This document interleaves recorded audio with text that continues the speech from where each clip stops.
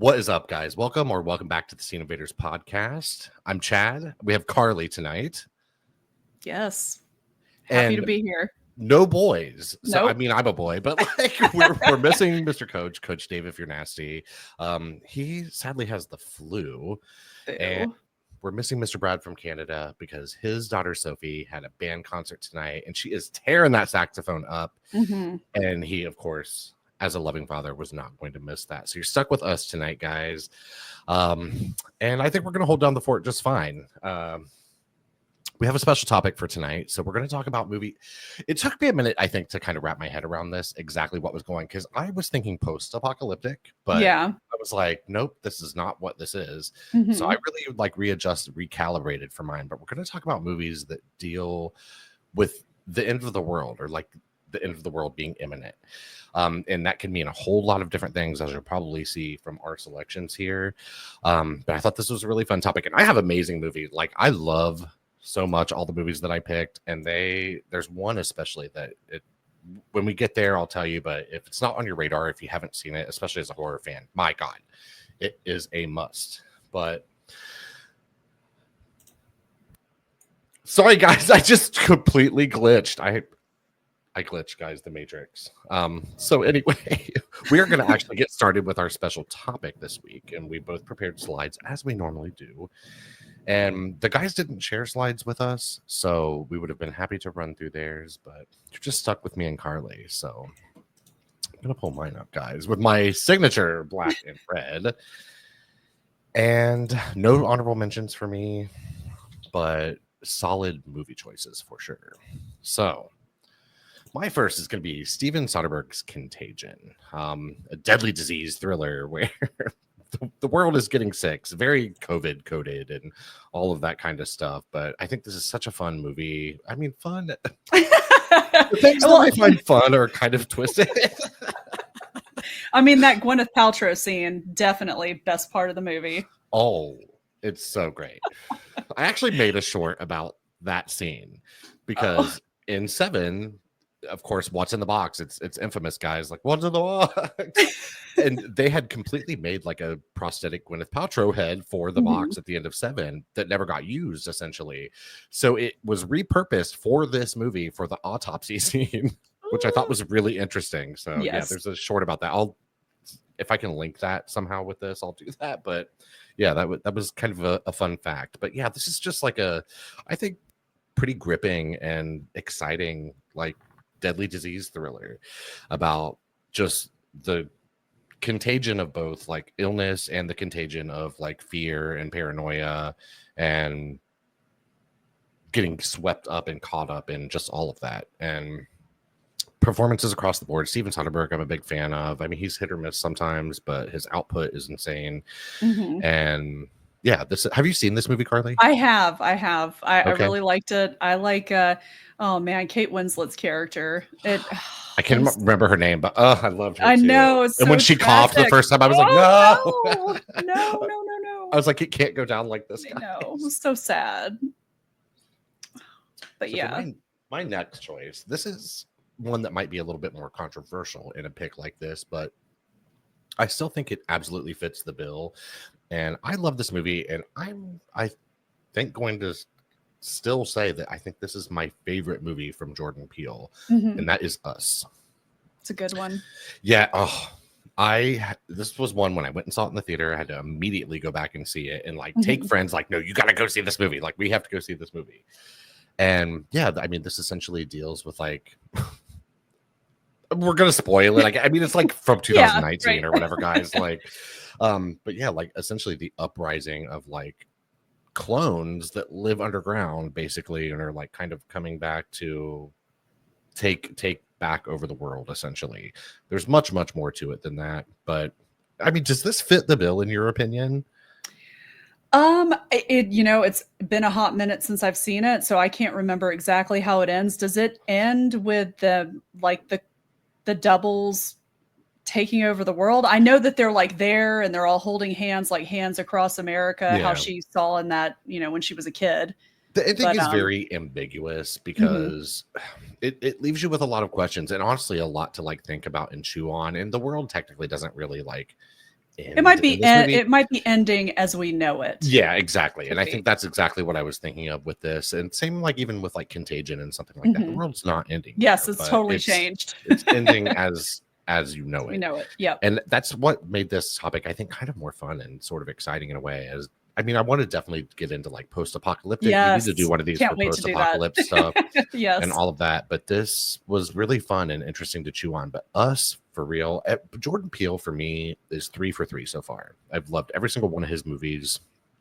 It's just he knows what he's doing, and he has a lot on his mind, and he has a lot clearly that he wants to say.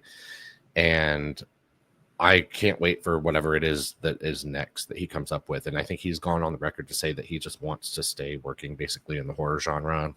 I'm here for that. Absolutely. Yeah. Did you see Nope as well? I have. That's the only one that I have not seen yet. I've not seen it. I love it too. I heard it was good. Oh, it's highly recommended for sure. And I will say, I was like you. I had to go back. I felt like I had to go back and watch this immediately afterwards in theaters because, unfortunately, the people at my local theater sent us into the wrong screening. So we walked in like 20 minutes into the movie. Oh, absolutely. And we like sat down. I was like, what's going on? I was like, there's no way we're this late. And I was so confused. And we ended up watching it from there. And I was like, what did we miss? And I found out afterwards. I was like, oh shit, they sent us to the wrong theater. And we missed like the first 20 minutes. I think we came in where they were out on the boat. That's like the part. I was like, wow. What? Okay. It's like, yeah, I didn't get the whole background or anything. That's a fair amount in. So right? When you do go to the movies, do you tend to be someone who's there like a little bit early, or are you trying to like time it to where you're going like right as the movie itself is starting? Well, honestly, before they started doing assigned seats, I would try to get there early because I did want to get a good seat. But now that you can reserve your seat at most theaters, I just reserve it. And I try to make it there right on the showtime. That way, if I want to get popcorn, I have enough time to get that. And it's still playing the previews by the time I go and sit down. Sure. Because I don't know why they have to spend 30 minutes on previews now. It's crazy. It's ridiculous. It literally at my theater, it's like 25 minutes of previews. It is. And I mean, that's nice because it gives you a buffer and you have a little bit of time in case you are running late for whatever reason. But as a person who is perpetually on time or early for everything, I tend to get to the theater a little bit early. If I'm by myself, I bring like noise canceling earbuds and I kind of avoid trailers and I'll sit on social media during that time. But I just sit in the air conditioning and chill basically. The one time though that like I would have been pissed because I mean, I see a lot of people, I go to the movies a lot, guys. So I see a lot of people coming in like 2 minutes before the movie itself is actually starting. This was when Oppenheimer was out. I went to the opening night screenings of that on Thursday, and it was a 9:00 showing at my theater. And this is the only time I have ever seen the movie itself start at 9:00. And people walking in like 20 minutes later. I'm absolutely not. I would have left, and I would have demanded my money back. Yeah. And I mean, the movie was long, but it's not that long, guys. Like, I mean, it was been over by midnight. Like, that's kind of crazy. Yeah. But yeah, I was like, but I did see too, there's like some kind of someone out there is like trying to push for something to where like movies are more transparent about when the movie itself actually gives you the actual start time. And I think that is not a bad idea because I mean, a lot of people have kids and shit. Like, I mean, you got things you got to plan for. We have a life outside of this movie theater, yo. Like, right. It would be nice to let us know when the previews start and when the actual movie is supposed to start. Yep. Agreed. 100%. All right. I have one more in this movie, you guys. Oh my God. If somehow you have not seen this, it's if you take anything away from this video, or at least from anything that I have to say, that this movie is a absolute must see. It is foreign language, so it has subtitles, but this is one of the most insane, just shot out of a cannon feeling movies that I have ever seen, and that is When Evil Lurks. Oh, have you seen it? Oh yes. Have you seen Terrified? Yes. Oh, okay, yeah, they're both great movies. I mean, well, they're very feel bad movies and very scary, effectively creepy. Definitely. And this, like, I mean, the momentum that this movie builds and this just like feeling of a freight train that is out of control that this movie gives you is it's unreal. The first time I watched it, by the end of it, I was worn out, bitch. I was right? like, fuck, It's I'm exhausting. tired. Yes. But this is sort of like, it's a possession film. And when you hear that, you think generic and boring, or at least I usually do. This is a possession film unlike anything that I have ever experienced personally. And this movie is just, like I said, a freight train. And it was on my best of the year, the list, that best of the year list, like the year that it came out. And I think it was like pretty high up there. It was like 2 or 3, or it was in the top 4, I know. But yeah, this movie, don't let subtitles deter you at all, because it's shocking.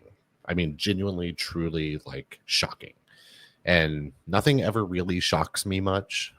And unless you're overly sensitive or something like that, When Evil Lurks, just absolutely get it on, guys. So I take it you liked this as well. I did, but oh man, it's a rough watch, especially with the mom walking down the road with her kid.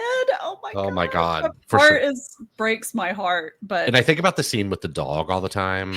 Yeah, that's yes. Yeah, well, I mean, I knew, I was just waiting for, I was like, oh my god, that dog is gonna, oh, there it goes. All right, I knew that was gonna happen. And then I really liked the limited, I mean, it was very limited what they told you with the world building, but it still felt like like it was substantive, you know? Yeah, absolutely. It had some substance to it. Definitely. And I mean, just interesting characters. And like, I mean, I've seen some people argue that the main character was not making the best decisions. But well, he's just a normal person. Well, like, yeah, what exactly. else is he supposed to do? True. And I think he was also shown kind of to not exactly, he was at the position he was in life because he didn't make the best decisions, kind of. Exactly. So I just thought it fit for him. And like, literally every single thing about this movie worked for me. This was like a 5 out of 5 experience. This is not fun. Or something that you're going to be like, yay, let's watch When Evil Lurks again. No. But it will absolutely stick with you for sure. And yeah, this was just insanely good. And seek it out. I think it's on not Netflix, Shudder. I believe they have the streaming rights to this. I think they do too. That sounds right. Someone else, like by proxy, may have it as well. I think they're affiliated with like AMC or whatever. But yeah, seek it out, man, and get your When Evil Lurks on. But yeah, that was kind of how I approached my like the world is ending type of thing with all of these movies. So I tried to, and of course I love horror, guys. So like I tried to kind of put a little bit of horror in there, or a couple horrors, but yeah, that was me. And you guys aren't ready for this shit, okay? You're not ready. You're not. You're not ready at all. Nope. We were talking before the show, and Carly had sent this to me earlier today, and then she sent a message to the group and was like, wait, don't use the one I already sent. Like, I had to fix it and send this back. So we were talking about this before the show, and it's because her husband, like, she had dared to get rid of this colorful like opening screen. Yes. And he was like, no, you're known for that now. And I was like, yeah, you are. And I would have been really hella upset had we not gotten this experience. Kept with the theme. So, I mean, it's just iconic at this point, I think. Yes. You have this, I have the black and red, and that's right. And Chad. Okay, right. And Chad. Chad. It could not be more boring, but for some reason I feel like I can't get rid of it. Like it's sort of become it pops. It works. All right. And I know that what is next was meant to be what the cover of this was. So. Yes. So it's the end of the world as we know it, and I feel fine. And that was this is an image that I had ChatGPT generate for me. I thought it was pretty cool. I only asked it to do one thing, and then it did it. I was like, oh, okay, that works. I actually like this. Nobody's anybody's anything anymore. Yes, that is a quote from my number one selection. Oh, okay. I love that. And I did look through, but there are actually a couple of these I've never heard of, at least that I'm aware of. Really? So, okay. Yeah. All right. So for number 3, I have These Final Hours, and that came out in 2013. This is a lower budget Australian movie, and it takes place in Perth. It begins about 10 minutes after an asteroid has collided with Earth in the North Atlantic. And yeah, it's basically they have 12 hours until the subsequent global firestorm reaches Western Australia. And we follow our main character here on the poster. It's kind of hard to see him. He's holding a little girl.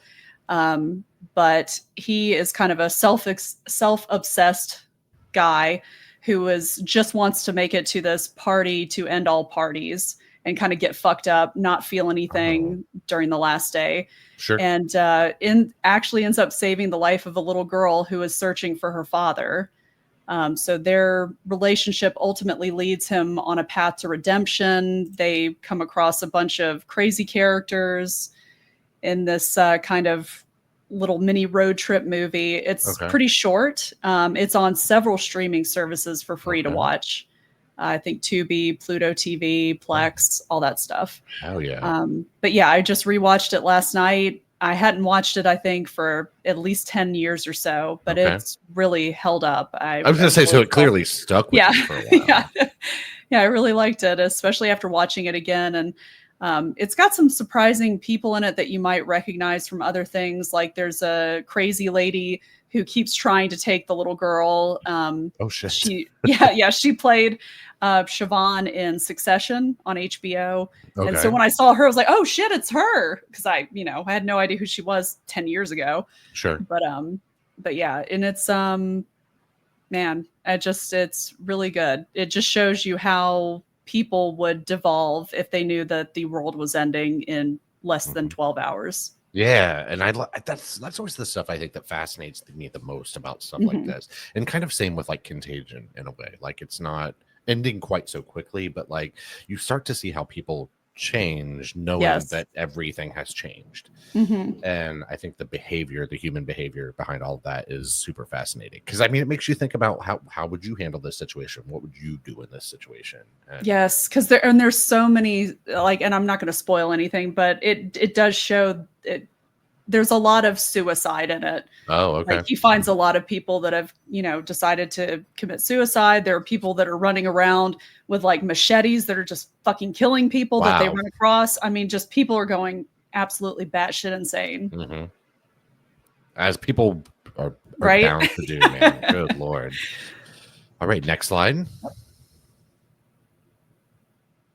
All right, number 2, I have Miracle Mile, and I also haven't heard of this one. Oh man, well, a lot of people haven't. It's kind of a hidden gem. It's more of like a cult type film. It came out in 1988. It was a passion project from the director Steve Desjarnette. This script actually was on the blacklist for a while, and I think a studio actually tried to pay him money not to develop it into a movie because they did not like the ending. They kept trying to change the ending. They just wanted to Hollywoodize it and make it happy and stuff. Not to say that this has a terrible ending, but this is basically, it's Anthony Edwards is the main character. He meets the girl of his dreams, Mare Winningham, and her awful haircut. I don't know if you can see it, but it is very dreadful. And the clothes in it, everything is very 80s. It's very colorful, though. See, that sounds appealing to me. It's great. I like that aesthetic. The soundtrack is by Tangerine Dream. So it is, yes. But basically, he meets the girl of his dreams one day while he's in town traveling with a music group that he's with. And they spend all day together. They like fall for each other. They make plans. She's got to go to work that night, but she gets off at midnight. And so he's going to go back to his hotel, catch up on some Z's, and then meet back with her at midnight. But through a series of unfortunate events, the power goes out. The alarm goes off. It doesn't go off. It actually goes off about 4 hours afterwards. Okay. And then he goes to her diner, tries to find her, uses the payphone outside, leaves her a message. He's about to leave, and the payphone rings again. And that's when the entire movie changes. Oh, wow. Yeah. A young man is on the other line. He's frantically trying to reach his father. And he says that nukes have been launched and there's only 1 hour left for mankind. Oh my God. It basically starts a clock. There's a ticking clock in the background. So he's got, an hour, a little bit less or whatever to find her and try to get out. But wow. Yeah. So is this like a thriller? Kind of. I really like how it's set up. I mean, it is very thrilling. It's as soon as he gets that as soon as he gets that call in the telephone booth, you know, he goes back into the diner. I don't want to give too much away, but he basically, it starts kind of like this Chicken Little panic, and you don't know until the very 10 to 15 minutes left of the movie, probably less than that, whether or not he's just started this panic in LA over nothing or if it's legit. Okay. Yeah. But I mean, like, honestly, if you're given information like that, I would think best practice is just to go ahead and maybe treat that like it's okay. Right. At worst, it's an hour, bitch. Like, I mean, you have like an hour. So exactly. If nothing pans out in that time, then yeah, you panicked, but also you could have saved a lot of people. So yeah, this sounds super fascinating. Yes. And I will say it also has like, it's a who's who of character actors in it. One, like, you'll see what I'm talking about if you watch. You'll be like, oh, it's that dude. Oh no, wait, that's that dude. Oh, it's that. I know him. Like, yeah, I know them. You know all of these actors. You may not know their names, but you know their faces, and it's just full of them. It's such a good movie. I'm surprised. I've never heard of it, but I mean, I guess too, with it being an underrated gem, and that's why you come here, guys. We love to recommend things that maybe are off the beaten path and maybe you don't know about or maybe haven't seen for a long time. So this was a great choice. You really made me want to watch this pretty bad. So it's good. You should watch it. And I don't know if it's free to watch. I own it. I like it so much that I own it on DVD and Blu-ray. Oh my God. So you bought it twice. I did. Okay. She was like, you know what? Miracle Mile, come home with me. I love it. All right. Are you ready for your first one? Yes, sir. All right. Number 1 is Seeking a Friend for the End of the World. And that came out in 2012. Okay. That has Steve Carell and Keira Knightley play the 2 main leads in it.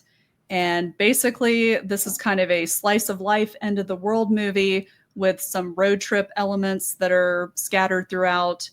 The music selections are great. I don't think that this did very well when it was released because I don't think a lot of people understood it. Okay. Because there's you know, it was kind of billed as a dramedy, but it's just, I don't know. It really works for me. I love I just. Is it do you think it's a dramedy? I mean, I think it's probably a pretty realistic depiction of what we would do if we were given 3 weeks of the earth still living, because essentially this movie opens with Steve Carell. He's in his car with his wife. There is a broadcast on the radio saying that the last mission to thwart this huge asteroid named Matilda has failed. The spaceship blew up. Everybody died. So that was their last hope of avoiding the apocalypse. So now they have 3 weeks to live before the world ends, before this asteroid crashes into Earth. Okay.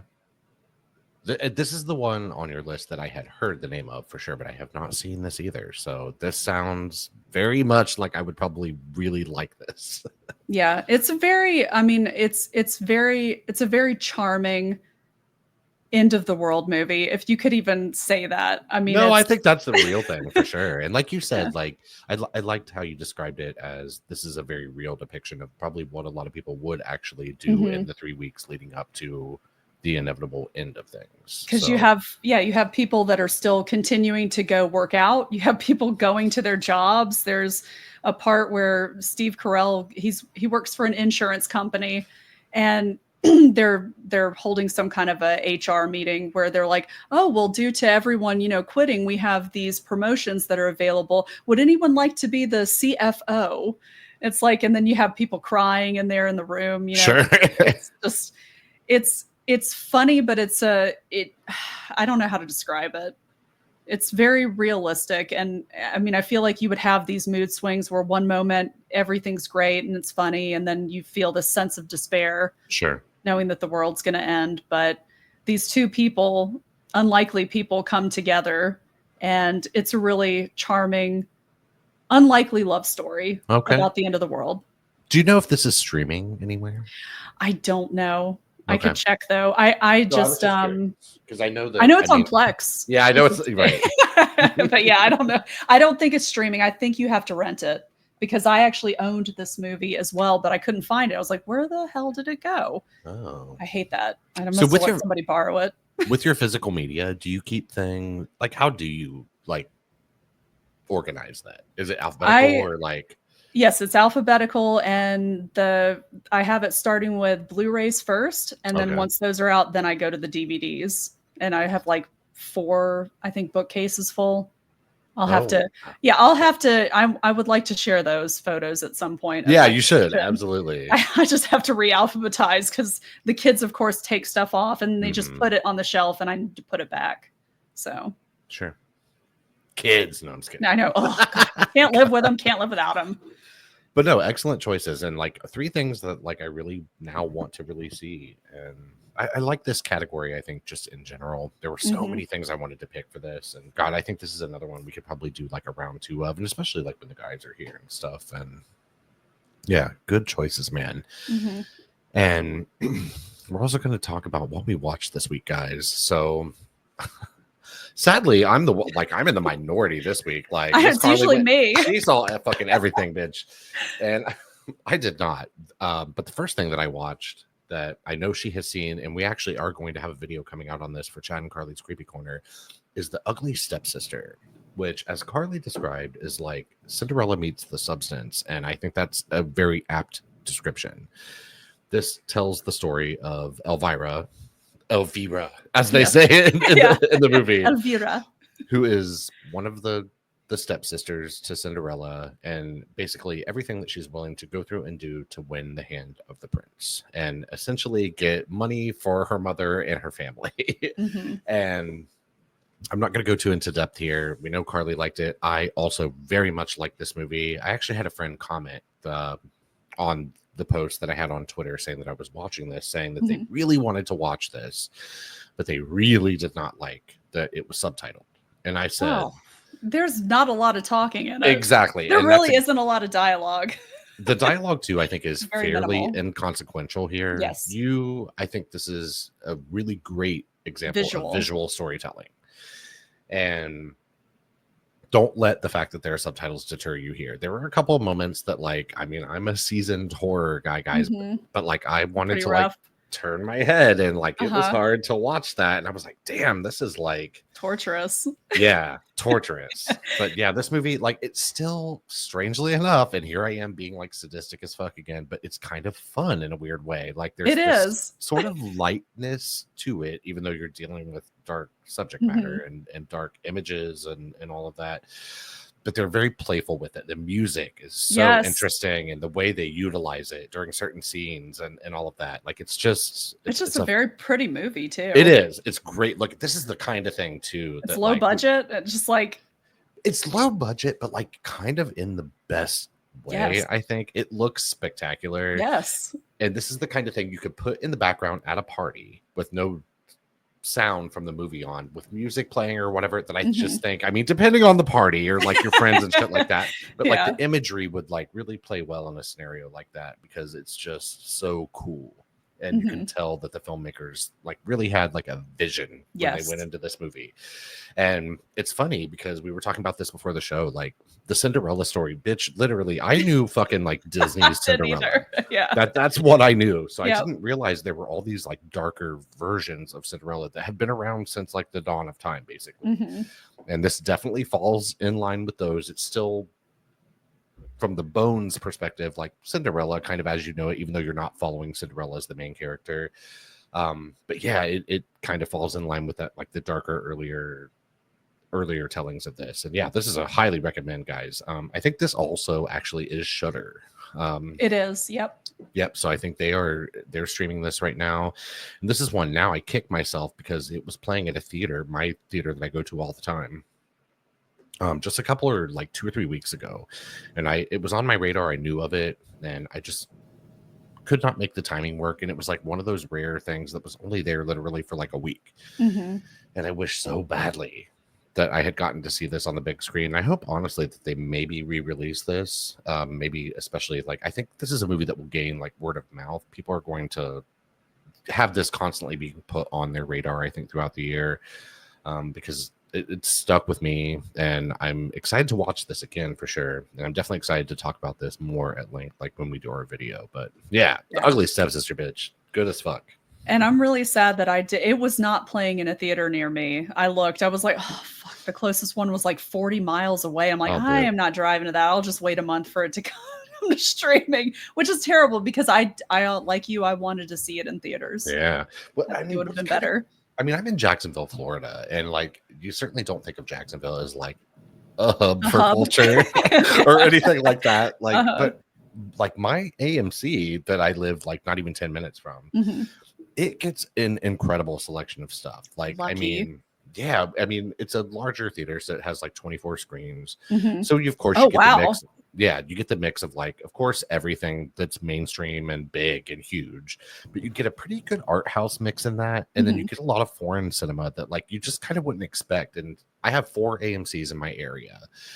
And my theater, the one I live by, always has the most robust selection of stuff. I don't know what it is about like this particular like part of town or whatever, but we just always have the most robust, even though we're not the theater with, it's not the theater with like the most screens or whatever. There's another one not too far from me, probably about a half hour away, that has like 30 screens. Oh my God. Mine only has 12. Oh, wow. Okay. My MC is like tiny. Well, there are a couple others that are around, one's 12 and I think the other's 10. So yeah, we have like 2 really big ones and 2 like normal ones. But yeah, it's like I feel lucky for that because it allows me to see so much stuff, and I live so close to it. Like I said, like not even 10 minutes, and I'm like at the movies all the time, or at least now I'm going to be able to go to the movies a lot more than I've been able to recently. But yeah, The Ugly Stepsister Bitch, watch it as fuck. Watch it again too, and then stay tuned for our video for Chad and Carly's Creepy Corner on that, because I'm sure we have so much to say about this. The only other thing that I saw this week, I know Carly saw as well, and I actually went to see that today, was, I don't know what the fuck the subtitle is for this or whatever. It's like From the World of John Wick, or some shit. Just Ballerina. Ballerina works for me. Yes. And this is starring Ana de Armas, and it's the first spinoff in the John Wick series. I think I'm on record on this podcast with saying I love with a capital L, the John Wick series. I think it's incredible. I think they're some of the best action movies kind of ever made, honestly. And it's just been such a consistently high franchise that I was really excited for this. Also a little bit nervous because I was like, Len Wiseman. Yeah, that after Total Recall, bitch. Absolutely not. Like I was a little worried about that. And then of course you have the internet like panicking over like that there had been like reshoots and all that kind of stuff for this, where they brought in like Chad Stahelski or whatever for some reshoots. So you get a little bit of that like worry going through you as you go into it. But honestly, I thought this movie was extremely fun. I do think it's the weakest of every John Wick movie so far. But it still wasn't bad. I still had a great time with it. Oh, it's a blast. And it has like some seriously... Yeah, literally. There's a whole scene where she uses fucking grenades like to kill a bunch of people. Yeah, and she's like pulling doors and shit like that to like shield herself from these like grenades. And there's a scene with a flamethrower. Oh, yeah. Or an extended scene, I should say, with a flamethrower that I think is going to go like stand toe to toe with like some of the best like action sequences through the series. I think that what they tried to do here a bit, because the John Wick movies are not known for having like an enormous amount of story or anything like that. It's about having the bare bones that you need to set up just absolutely stunning and incredible moments of action. And I think this movie basically falls right into that same thing. I mean, she's a character, her name is Eve. She's a character that, I mean, you get the bare bones information about, you kind of understand what her motivations are to like avenge her father's death and all that kind of shit. And I think the only thing that there was the only like little disconnect that I had here a little bit was that they're treated very similarly, like her and John Wick. They're kind of set up as the same sort of type of character where you don't get a whole lot on them. They honestly don't really have a whole lot of like, and this isn't really a negative, but like personality or anything. But it works so much better, I think, for John Wick because you have Keanu Reeves. Yes. Who is Keanu Reeves, and he has his Keanu Reeves isms, and it just, all of that really just plays in to make that character what it is. Where as Ana de Armas, I think, is probably a more capable actor overall, but she's given this very like kind of stoic and not story heavy role or any of that, and it didn't like not work. Like I still very much like this movie, but I wish they had kind of differentiated maybe the feel of the two mains here a little bit, because I mean, you feel like there are probably going to be more ballerina movies, right? I mean, I don't know, man. I think it depends on how well it does. I don't think it's going to make back as money, but I mean, it might. I mean, it's pretty, it's not, so far it's not on track to do that, but it could word of mouth, you know, it could do a lot better, but. Because see, I have not paid attention to that. That's one thing I haven't noticed is if this movie's actually making any money or not. I think it like opened at 25 million, like domestically, and then worldwide, I think it was like 50 something. Oh, so it's yeah. So that's not looking amazing for the ballerina movies. No. Like, I mean, John Wick 5, which I think has been like kind of confirmed as a thing. What? Really? I think so. I'm pretty sure. And it's kind of crazy to think about, right? Especially after John Wick 4. He's just, and I love Keanu Reeves, and I don't know. That's fine. He died though. One thing I was kind of, yeah, right, exactly. Spoiler.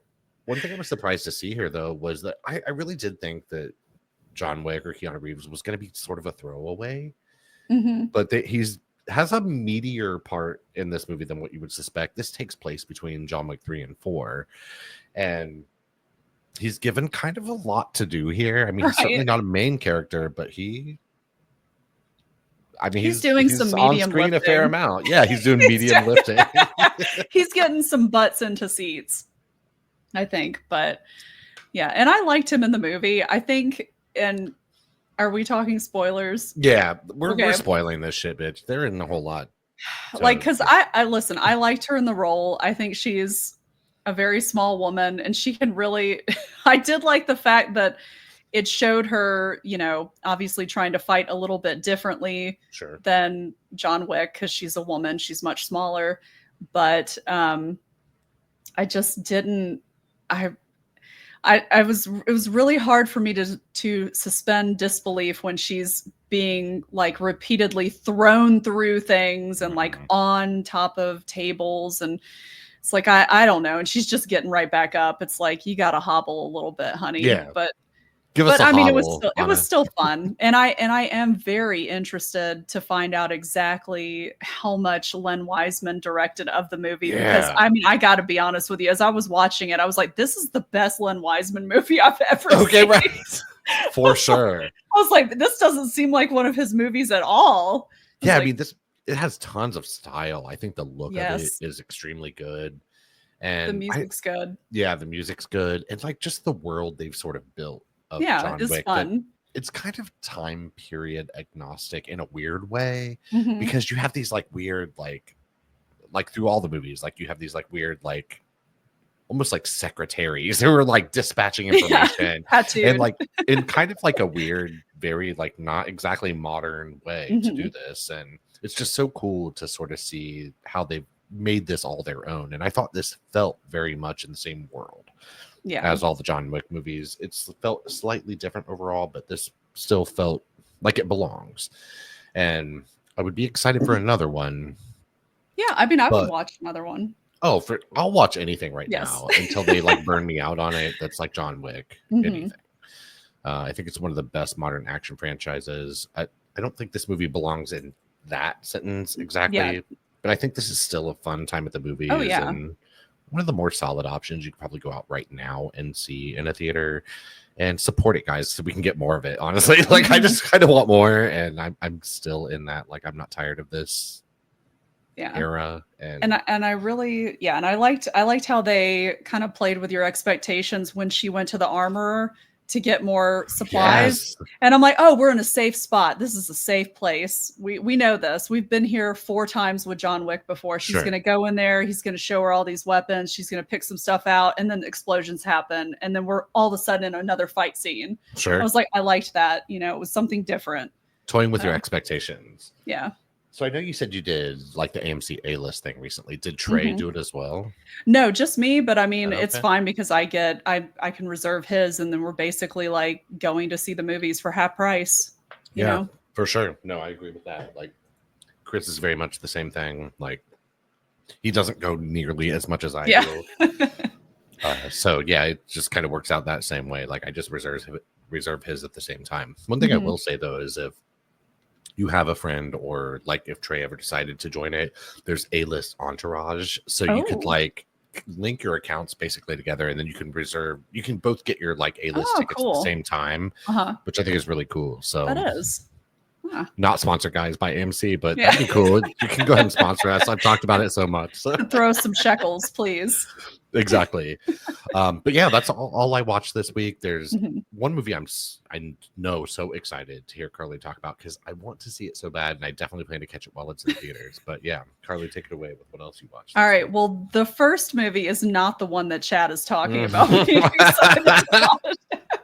Because the first movie that I watched on my AMC A-list was The Phoenician Scheme by Wes Anderson. And maybe I just don't like Wes Anderson anymore. That's where I'm at. I feel like he failed me. Like this is not an awful movie, but I've been a fan of his stuff prior. I like a lot of his first movies. But yeah, the past couple of movies that have come out, I never watched Asteroid City. I think I tried to watch it, maybe about 10 or 15 minutes. I was like, what is this? I did not love it. It's a little too dry for me. And I'm like, I don't know. But The Phoenician Scheme, it was just boring. I mean, it wasn't awful. It wasn't a terrible movie. I'm just sad that I went to see it in theaters. I'm sure visually it looks nice, like all of his movies do. Oh yeah, it's shot really well. It looks great. I mean, there are some cute parts, but it just seems like at this point it's just quirky for being like it's quirky for quirky's sake, and it's like nothing very interesting. There's just no substance to it. I love the way his movies look. I loved the Royal Tenenbaums, like genuinely. Oh yeah, no, that's a great movie. Yeah. But I liked Isle of Dogs, and I really that was cute too. Mr. Fox. I thought that was extremely well done. But I just am someone who's never really quite jived with his work for the most part. I can appreciate aspects of it, but I just like this. I saw Asteroid City, and I was like, oh my god, help. And when this came out, I was just like, I just don't care. Like, this is something, if I catch it, I catch it. If I don't, I don't. Because I feel like I'm just in for more of just the same. Yeah, and that was the right idea. It just looked like more of the same. And the cast is impressive, of course. Yes. It is. Yep. But yeah, it just didn't look. It didn't do it. But I'm sure if you love Wes Anderson, this is probably great. Maybe. Like I said, I guess I'm just not I think the last good movie that I watched by him, it was either Hotel Budapest Hotel or whatever, or it was Isle of Dogs. It was whichever one came out more recently. That was the last one that I liked. Yeah. Gotcha. So yeah, skip it, guys, unless you live for Wes Anderson. or stream it for free. I'd wait. Or I wouldn't pay any money to watch it. So big facts. Very disappointed. And, really quickly though, since we did talk about it, would you pay money for Ballerina to own it? If it was $10 or less, yes, I'd buy it. I'm exactly right there with you. I would absolutely buy it because I own all the John Wick movies. Right? Yeah. I would definitely watch this movie again for sure. Yeah. But I think it belongs in the collection, is what I'm saying. So.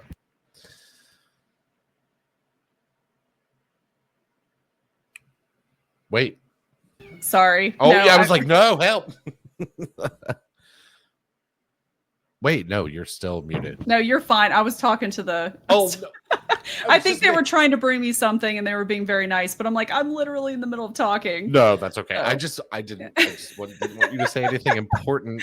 Oh yeah, no. I just wanted to make sure I didn't have to talk to my family while I'm on here. I have to let them know. Sorry, guys. This podcast is about real life, guys. We live at home with families. That's true. Other responsibilities. So farting dogs. You know what? I have not been marinated in Carl's farts yet tonight. But now that you've mentioned it, it's probably coming anytime soon. Now. Okay, right. For sure. Oh goodness. Yeah, I think they were actually bringing me a pretzel. They were making fresh pretzels. They're amazing. That sounds I think they made like a brown sugar and cinnamon one. I know. And you didn't accept it? Well, I don't want to eat it on the stream. I mean, true. I feel bad. I'll eat it afterwards. It'll be fine. I'll rewarm it. That sounds amazing. Wait, are they like keto friendly? No, they made them. So it's like yeast and like flour and sugar. It's everything. She's off the that diet I'm not, tonight. just for the pretzels. Sure. I've actually been doing pretty well though. So I'm a hoe for like pretzels and bread and carbohydrates, carbs. Unfortunately. And, yeah. They're good. They taste good. Yeah, they sure do. And they feel good, at least for a little while, until you get that crash from it a couple hours later. But in the moment, it's a quick thrill, guys. And another quick thrill, that's a great segue. Okay. That was amazing. To the second movie that I watched, and this one was only available to watch at my local theater, last showing every night. I was like, that was the only time? Yes, like 11 o'clock. I was like, oh my God, this is a late showing, but it's a short movie, and that is Dangerous Animals.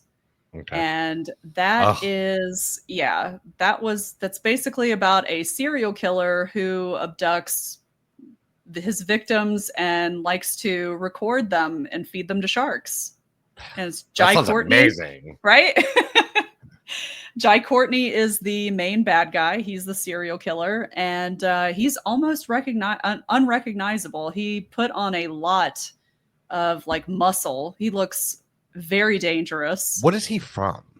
Jai Courtney? Yeah. Well, I mean, he played, I think he's, what is it, Mr. Something Boomerang in the Suicide Squad. He was also the new Kyle Reese in Genesis. Is that what it was? Or it was one of the newer Terminator movies. I didn't watch them, but he played the new Kyle Reese too. The girl that played Khaleesi in Game of Thrones. I forgot her name. Okay. But yeah, he's been in some stuff in Spartacus. But yeah, he's usually, he was also in, it's one of the Die Hard movies. Okay. He played Bruce Willis's son. Oh, okay. So nice. He is he's an Australian, so he actually has his, I would assume, sounds kind of like him, like normal, how he normally talks, but very creepy guy, very creepy movie in general. The main character you're rooting for, she's a fighter, she's a surfer, her name is Zephyr. There's some interesting choices that they've done. Some things are a little silly, but it's still, overall, it worked for me. I liked it. And I think this is also a Shudder movie too. I think it's going to be out on Shudder. Yeah, Shudder right. Is killing it, killing it. They really are. I think they've always kind of been. I mean, they're clearly at the forefront of like horror streaming.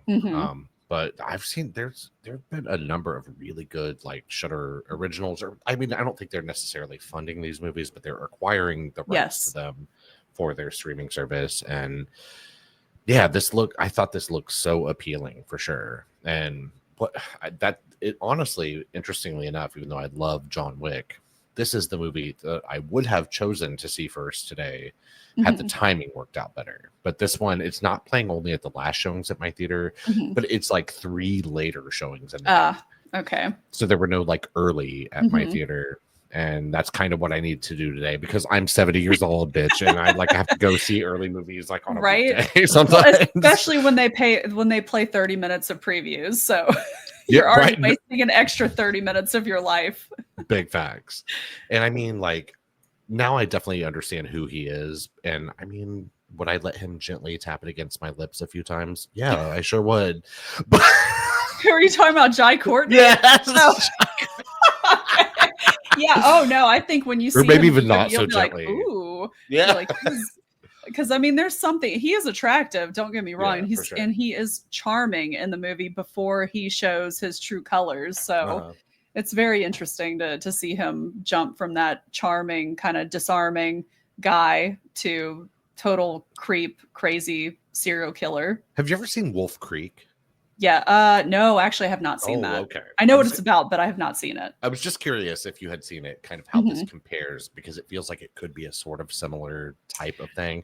Also Australian, and also about a seemingly like maybe normal person who becomes not quite so normal like partway through. And I would say just the minimal information that I know of Wolf Creek, I would say that this is It definitely is a happier movie. Oh, okay. Like, Yeah, Wolf Creek it is doesn't rough yeah, for sure. it's not a downer. I mean, obviously some bad things happen in it, but I wouldn't exactly call it a downer. I It mean, you was said it was fun. fun earlier, Yes. and yeah, I like that word because again, we're sadistic here, guys. We find horror and terrible things to be fun sometimes. But I'm a huge fan of this filmmaker. He had a movie Mhm. called The Loved Ones. Have you ever seen that? Yes, I have. Oh, Mhm. crazy as fuck. Like about a girl who was like Mhm. essentially like torturing someone to like be her prom date in a Yep. like a really weird, sick and like sadistic way.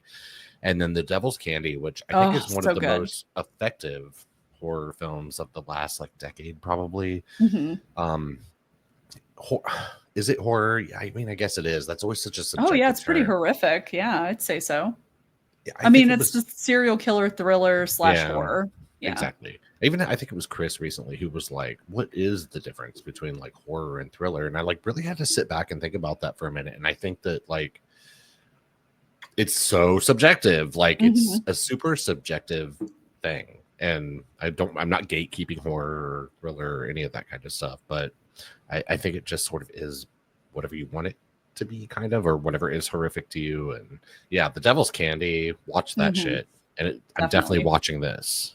Yeah, I Do you think he's 3 for 3. okay? Do you subscribe to Shutter? I do not, but I probably will closer to Halloween time. Okay. Do you subscribe to any streaming? Uh, Currently, I think the only is Amazon Prime, but that's just because we have Prime, like Okay, shipping. gotcha. So I want to say we had Hulu because we were getting ready to watch the newest season of King of the Hill, but that got pushed back. So we're gonna cancel that Okay, and get it back in I think August when it comes out, or September. I can't sure. remember. I But yeah. I love streaming. I love the idea of it, but Mhm. it's not made anything really any less expensive than having shit No. like cable ever did.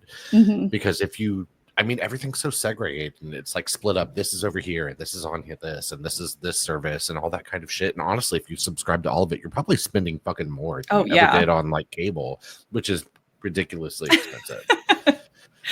Yes, So it like, is. yeah, like before I met Chris and stuff, I had no streaming services basically.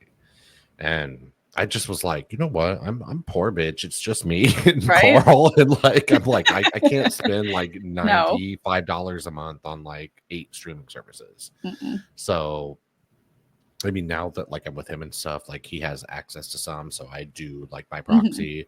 But honestly, like to be fair, I really don't even still use them too much. I am much more of a theater watcher than I am a sit at home and watch kind of person. Mhm. If I'm watching stuff at home, it's usually YouTube. That's like my most used Yes. app I agree. on any device, and I watch Mhm. all kinds of crazy ass content about all kinds of shit. But Mhm. it's sort of like the best background for me, and Oh, I it like is. movies as background. I call it background music, but I like movies as that as well.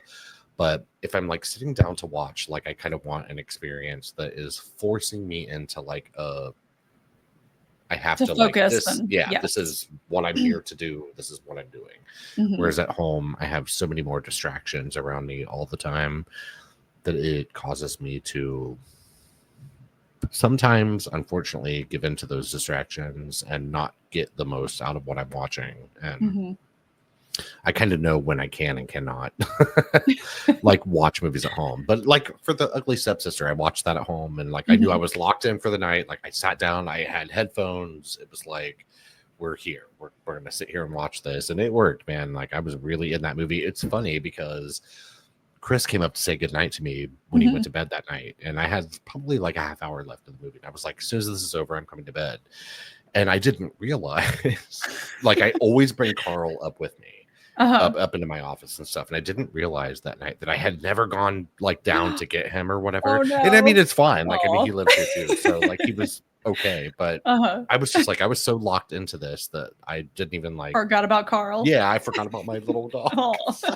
So he was down like farting on someone else, guys, instead of me. Spreading those farts around. Poor buddy. I don't know how 10 pounds can make so much sewage, but here he is. Mhm. He's like, "I try every day." Real. Aw. That's facts. So did you see anything else new besides The those? Oh my goodness, my daughter is getting a call on what's it called? Sorry, I dismissed that on Discord. That was nice. Oh, okay. I was like, oh, what is this ringing in my ears? Again, family life, guys. Yes. But anyways, the last movie that I watched was Predator: Killer of Killers.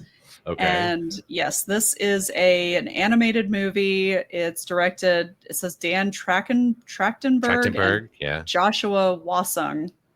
I'm not familiar with Joshua Wasung, but it was basically just a animated movie talking about three warriors who have been collected through time that have successfully taken out a predator, that they have been chosen for this arena type fighting to fight to the death until there's only one of them left, and then they have to fight the big bad daddy, whatever, predator. And just shows these three characters kind of come together to see if they can defeat the predator, the king predator, whatever he is. I don't know.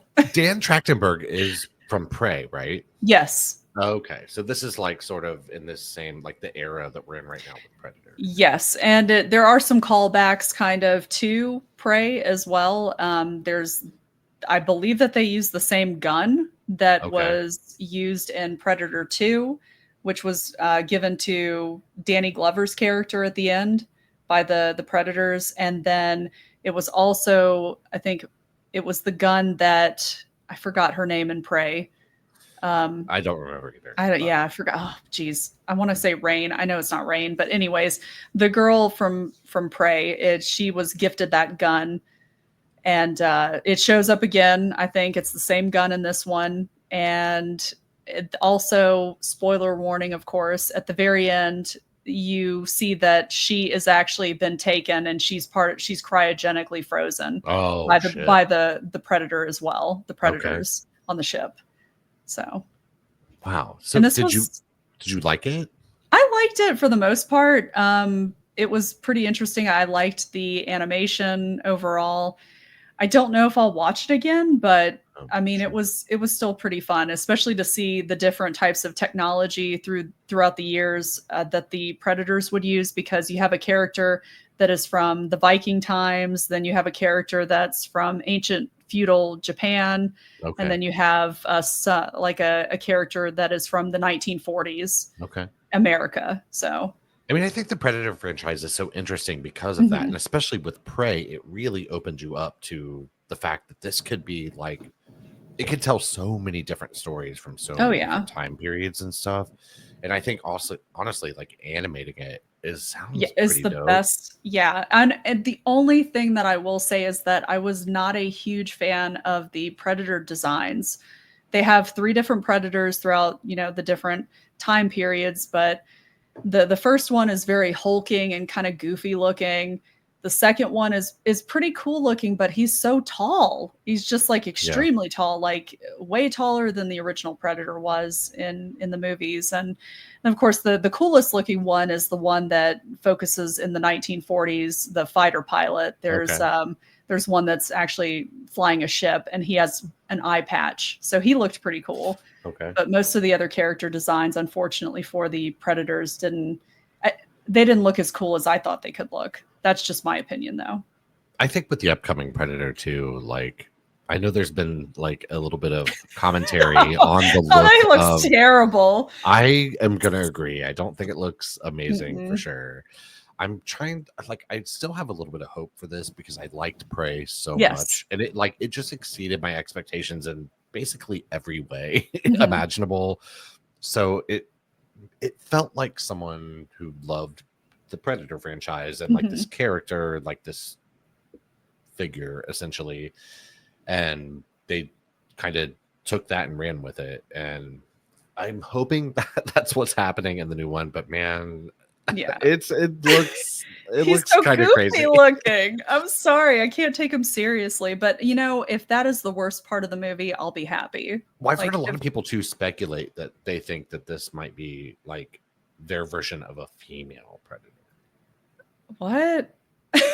It kind of looks like that. Like if you think about it with that perspective. I mean, well, okay, just because it looks like Michelle Obama doesn't. I am fucking dead. Holy shit. Big Mike. Oh my God. We don't go high on this podcast, bitch. We go low. I'm sorry, but yeah. That was hilarious. Holy shit. It does not. It's not a good character design. It's not a good one. I agree. 100%. But like I said, if that's the worst thing about the movie, then I'll be happy. Yeah, agreed. Like, I mean, I think it was in good hands for sure with Prey. Mm-hmm. And then this sounds interesting. Like, definitely something I'll watch. I know it's on Lex. Yeah. So I know I have access to it. And it is also on Hulu. Oh, okay. Yeah, but I didn't watch it although I could have watched it technically on Hulu since I still have it for a couple more weeks. So. Subscribe, guys, to Hulu. Yes. And us, I guess, right? Mm-hmm. But yeah, I'm it's one thing, like I thought Prey deserved a theater experience. I did and too. Then like if this movie comes along and it's like a piece of shit, I'm gonna be so pissed because Prey deserved the theater experience. Right. And this is the one that gets it. And yeah, then if it's like crap, then it's like, oh yeah, okay, great. Thanks guys. Recognizing it late. But maybe also it could like I kind of wonder too if as like we get up to the rollout of this movie, if there's a chance that you might get like a Prey like limited theater release. Mm-hmm. And that would be cool. I mean, there's a couple of like there's some dodgy effects in it a couple of times. Yeah. But it's kind of charming in a way. Yeah, I can forgive it. There's a charm to it. And also, like, not every movie has an unlimited budget. So sometimes you do have to make concessions for that. Mm-hmm. We'd love everything to look perfect all the time. Yeah, of course. But yeah, reality does not serve that, unfortunately. All right. Any other new movies you watched this week? Surprisingly, that was it. Oh, surprisingly, she's just like, I watched this. I watched this. I watched this. I watched this. But then, of course, I did watch. I also watched Miracle Mile and These Final Hours and Seeking a Friend for the End of the World. So I watched a lot of movies this week. Yeah. You definitely did. Holy shit. I know, right? And now that you have AMC A-list, like, sky's the limit. No. I agree. And what I'm going to recommend to you as a longtime A-list haver, go and see some things that you normally would not go see. Okay. Like choose a couple of things that you're like, I would never buy a ticket to this. Like Lilo. If I was like, yeah, oh, well, maybe not. Okay. Like you can take things too far. Okay. That's too far. Not Lilo and Stitch. Okay. Yeah, not that. But like, I mean, just things that like something you've literally never heard of or some stuff like that. And you can really like come across some great stuff that way. I've gone to see so many things in theater that I normally, like if I had to buy a $14 ticket to it, I would have never gone to see. And I mean, of course, there are duds in that, but I've also had some really incredible theater experiences with just kind of gambling on it. Like, and I mean, like, if you're taking time away from your family or whatever, of course, like that's more important. But if you have some time and you're like, I just want to go like do something, just gamble on like Oddity. That's the best example. Oh man, I can't believe I didn't get to see that movie in theaters. I was so sad when I watched it at home and I was like, oh god, this is so good. I would have loved to have seen this in theaters. I had never even heard of it. And I was just like, the poster looks cool. I'll get a ticket to it. And like, it was just like one of those things. And I've seen a couple of like low budget horror films that are, I mean, they clearly are in like the realm of like low budget horror. But like you can tell that like it's scrappy filmmakers who like have some ideas, and this was not like best of the year or anything like that. But you can like you just still sort of get to support in a way like filmmaking and people who may end up being a thing one day and like and taking this somewhere. And that's kind of what I like about A-list so much is it gives you just so much options. And if you're ever bored, but I mean you.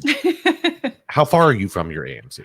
It's only about 10 or 15 minutes. Oh. Yeah, it's pretty close. Perfect. All right. Anything else you want to say before we get the fuck out of here tonight? No, I think that's about it. I'm just looking forward to watching more movies in theaters now. It's the ultimate experience, guys. Like the premier experience for watching movies, in my opinion. I mean, I have friends who feel absolutely the opposite about that, and they will not go to the theater for literally anything.